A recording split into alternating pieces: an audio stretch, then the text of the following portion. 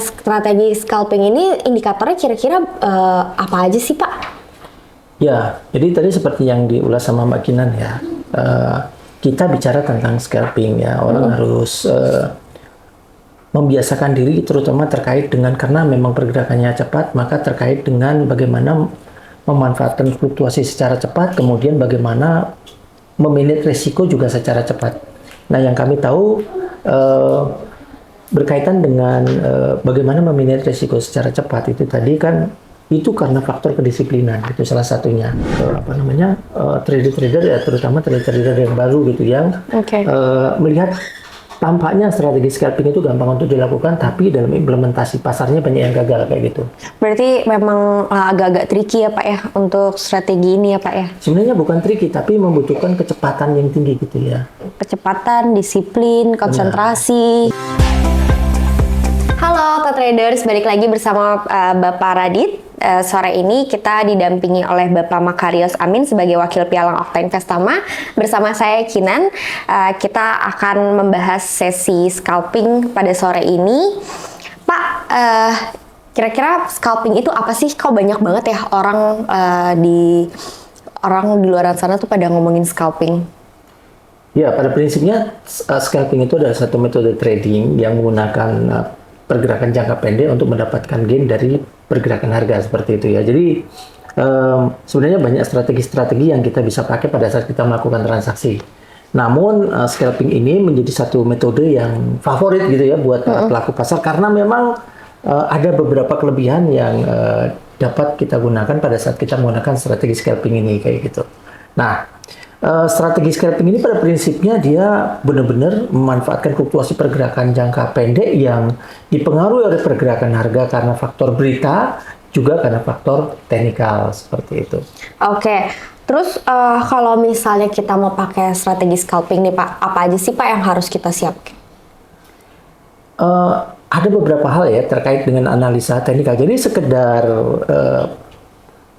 dilengkapi gitu ya, karena memang banyak orang yang menggunakan scalping tapi dasar-dasar teknikal analisa nggak paham kayak gitu. Oleh sebab itu sebelum orang atau para trader, rekan trader sekalian pada saat mau pakai strategi scalping, lebih baik memahami bagaimana dasar-dasar analisa teknikal, kemudian bagaimana dasar-dasar analisa fundamental, kemudian memperlancar penggunaan aplikasi MetaTrader atau aplikasi trading yang biasa digunakan oleh para trader tersebut seperti itu ya. Karena memang kenapa demikian? Karena memang seperti yang saya sampaikan bahwa scalping ini kan adalah satu pergerakan jangka pendek, memanfaatkan pergerakan jangka pendek, sehingga baik itu dari sisi entry market, exit market, untuk pengaturan risk management harus cepat, sehingga ya kita kan memanfaatkan fluktuasi jangka pendek ya, karena memang time frame yang disajikan bukan hanya time frame daily technical, tapi intraday technical, mulai dari 5 menit, kemudian 15 menit, nah itu yang digunakan. Dan bahkan pergerakan jangka pendeknya pun ketika ditampilkan, ketika ada harga ya, ketika ada berita gitu, maksud saya yang men-trigger pergerakan harga itu fluktuasinya sangat signifikan sekali. Salah satu contohnya misalnya ada data non-farm payroll, ketika data itu keluar, kemudian lebih baik dari prediksi pasar atau lebih jelek dari prediksi pasar, di situ orang akan memanfaatkan secara cepat gitu. Oleh sebab itu, karena memang sikapnya harus cepat, kemudian ambil risk manajemennya harus cepat, maka orang harus benar-benar paham dulu apa sih yang harus dipersiapkan oleh dia terkait dengan, harus ngerti nih, udah mahir dulu nih aplikasinya, MetaTrader-nya, mengoperasikan bagaimana ambil beli, bagaimana batasi resiko, bagaimana ambil order jual dan sebagainya, kemudian bagaimana memanfaatkan tools-tools yang ada di dalam MetaTrader, itu benar-benar harus sudah dipahami dulu. Oke, berarti memang sudah harus dari setara strategi untuk dia paham dari MetaTraders-nya, itu sangat penting ya Pak ya. Nah, kalau misalnya dari time frame-nya sendiri nih Pak, untuk scalping tuh strateginya gimana Pak?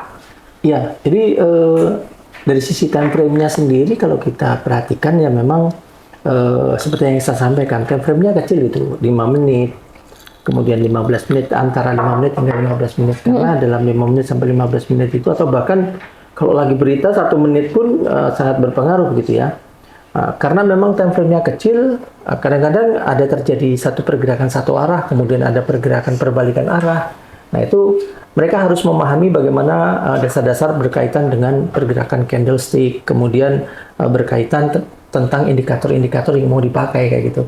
Nah, sehingga pada saat sudah dikuasai dari sisi candlesticknya, kemudian indikator yang dipakai, kemudian berita-berita yang berpengaruh terhadap fluktuasi pergerakan pasar, pada saat disajikan itu pada saat melakukan menggunakan strategi scalping ini udah semuanya udah bisa lancar gitu. Tapi yang paling penting ya itu tadi, ketika udah belajar tentang scalping jangan langsung diterapkan ke akun live kayak gitu. Oke, berarti kita mendingan di akun yang trial dulu, habis itu memahirkan dulu, baru habis itu untuk untuk scalping ini baru bisa digunakan untuk yang realnya gitu ya Pak ya. Jadi kita harus strateginya memang harus dikokohin dulu. Nah, kalau misalnya untuk indikator nih Pak, untuk menjalankan strategi scalping ini, indikatornya kira-kira apa aja sih Pak?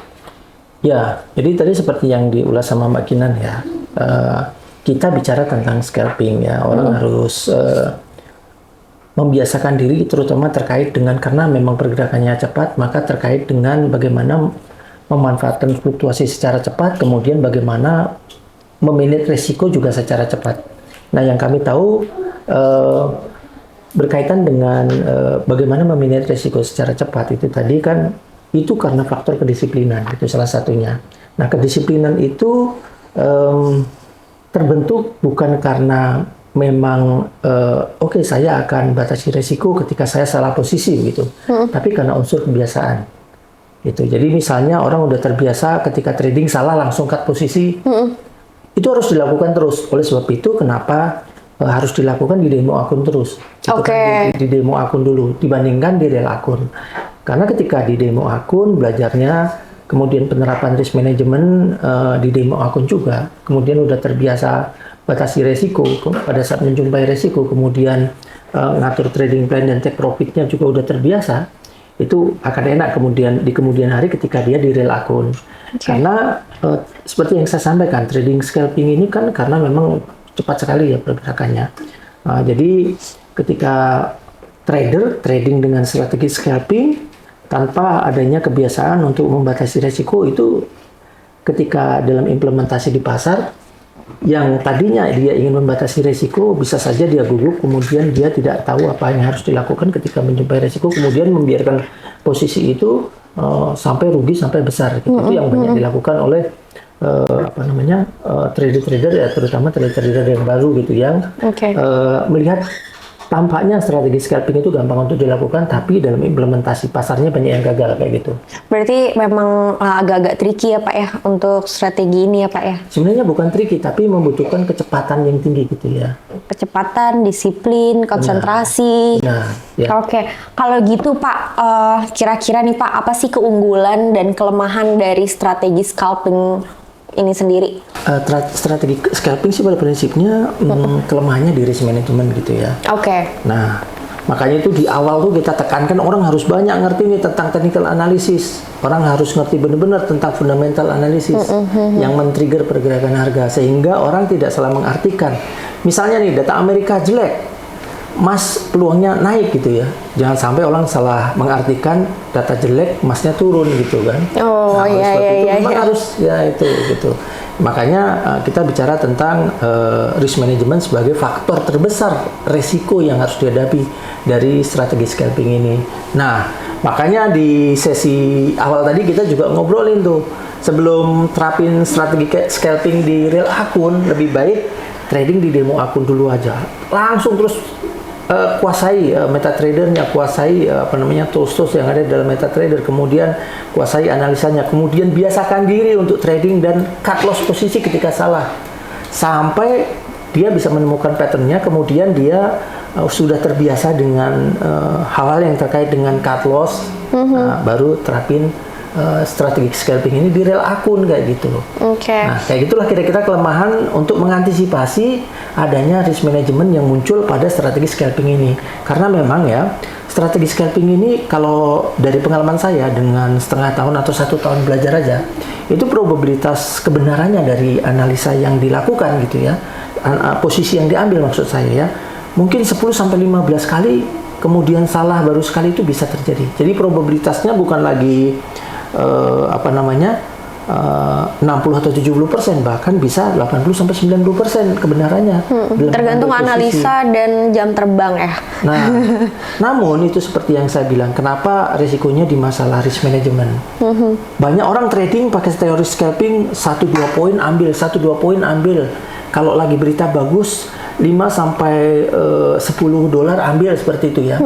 Tapi begitu dia menghadapi resiko, posisi ditahan-tahan sampai modal habis gitu. Itu problem yang banyak dijumpai, yang saya banyak jumpai terhadap para rekan trader sekalian kayak gitu.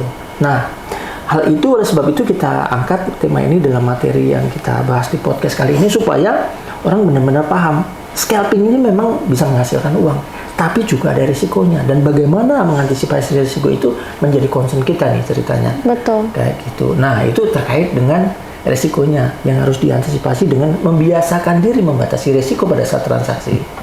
Nah, sementara harus banyak-banyak latihan di demo. Nah, kemudian eksekusi. Nah, sementara dari sisi kelebihannya banyak. Karena memang scalping ini pergerakannya cepat, trading ambil untungnya dan keluar pasarnya juga cepat. Oke. Ya kan? Dan kemudian itu tadi seperti yang saya sampaikan, orang trading bebas emosi. Jadi pada saat dia saya mau trading pada saat berita aja gitu, atau saya mau trading pada saat suasana tenang aja. Jadi pergerakan grafik lagi cenderung trending naik, setiap penurunan dia beli, setiap penurunan dia beli gitu dengan kondisi yang stabil. Atau misalnya dia pengen trading sesuai dengan jadwal yang dia mau gitu. Nah, itu bisa disetting seperti itu. Jadi ya itulah, bebas emosi lah intinya seperti itu. Itu strategi scalping. Kelebihannya di sana kayak gitu. Nah, kalau jam terbang udah tinggi, biasanya yang orang lakukan dengan strategi scalping ini yang tadinya volume transaksinya, karena yang diambil dikit ya, yang tadinya volume transaksinya 1 lot 2 lot, ketika lihat momentum bagus, sekali masuk pasar walaupun orientasi taking profitnya dikit, tapi biasanya volumenya dibesarkan di sana kayak gitu. Biasanya begitu. Jadi yang tadinya 1 lot atau 2 lot mungkin bisa udah pede baru naik. Ya. Tapi kalau saya pribadi ya selalu dengan risk ratio yang terukur, dalam arti kata dari modal misalnya $10.000 jangan lebih dari 10 sampai 20% untuk masuk pasar. Biasanya rasionya 1 banding berapa Pak? 10 antara risk 100 dengan potensinya. Kalau scalping itu bisa 1/2 atau bahkan 1/3 kayak gitu. Tergantung kapan dia masuk, pakai strategi yang mana. Kalau market lagi tenang biasanya ya 1/2 gitu. Ya mungkin orientasi trading pada saat masuk pasar $3-5, resikonya misalnya $1-2 gitu. Bila mana break level supportnya cut posisi kayak gitu. Nah, gitu guys. Jadi ternyata di balik strategi scalping yang sangat dinamis dan juga cepat ya Pak ya mainnya, ternyata kita juga harus membatasi diri dari resiko-resiko yang ada. Sering-sering berlatih di demo, kalau udah pede maju aja, cuman tetap analisanya harus bagus, terus jangan gegabah. Oke, kalau misalnya udah loss, gimana Pak? Batasi resikonya. Batasi si resikonya. Kalau gitu, terima kasih Pak Radit. Ya. Terima kasih waktunya Pak Radit. Sekian podcast Okta untuk hari ini. Semoga ilmunya bisa bermanfaat dari strategi scalping tadi. Sampai ketemu di podcast selanjutnya. Bye-bye.